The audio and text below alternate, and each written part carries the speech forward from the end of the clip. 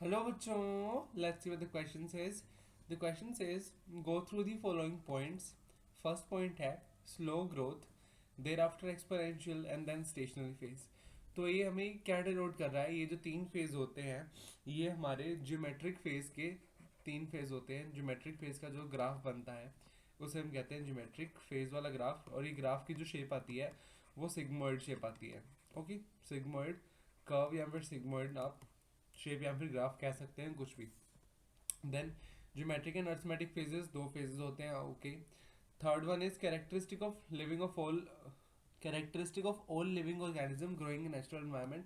तो जितने भी लिविंग ऑर्गेनिज्म नेचुरल एनवायरनमेंट में ग्रो करते हैं उन सभी का कैरेक्टरिस्टिक कर्व जो हमें मिलता है वो सिग्मोइड ही मिलता है. कोई भी हो उसका कर्व हमेशा सिग्मोइड ही आता है, कोई भी लिविंग ऑर्गेनिज्म हो. W1 is equal to W naught e raise to the power r t. ये एक्सपोनेंशियल ग्रोथ का इक्वेशन होता है, एक्सपोनेंशियल ग्रोथ की इक्वेशन है ये. हमें इन सभी को मैच करना है. तो first of all sigmoid curve से हमारे कौन कौन सी पॉइंट्स मैच कर रहे हैं? फर्स्ट एंड थर्ड पॉइंट हमारा मैच कर रहा है. First and third point with the sigmoid curve. तो सिग्मोइड कर्व के साथ फर्स्ट एंड थर्ड. ओके.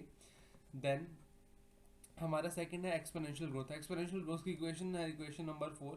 तो सेकंड में हम डाल सकते हैं फोर्थ. यस. देन रह गया एम्ब्रियो डेवलपमेंट. तो एम्ब्रियो डेवलपमेंट में क्या होता है? इनिशियली एक सेल था, वो डिवाइड करके दो सेल बनाता है, दो सेल डिवाइड करके चार सेल्स बनाते हैं, फिर 8 सेल्स बन जाते हैं. ओके. देन उसके बाद फिर 16 सेल्स. देन आगे आगे जाकर जब 32 सेल्स तक स्टेज आ जाती है उसके बाद एरिथमेटिक ग्रोथ शुरू हो जाती है. तो इनिशियली ज्योमेट्रिक ग्रोथ होती है, इनिशियल फेज में सिर्फ सेल्स डिवाइड करते हैं. थोड़े टाइम के बाद 1632 सेल्स वाली स्टेज आने के बाद एरिथमेटिक ग्रोथ शुरू हो जाती है. तो एम्ब्रियो डेवलपमेंट में दोनों टाइप की ग्रोथ देखी जाती है, ज्योमेट्रिक भी और एरिथमेटिक भी. तो एम्ब्रियो डेवलपमेंट के लिए आ जाएगा पॉइंट नंबर सेकंड, इसलिए इसमें हमारे सारे पॉइंट्स मैच कर गए हैं. तो हमारा करेक्ट आंसर है option number B. And I hope you understood this question well. Thank you.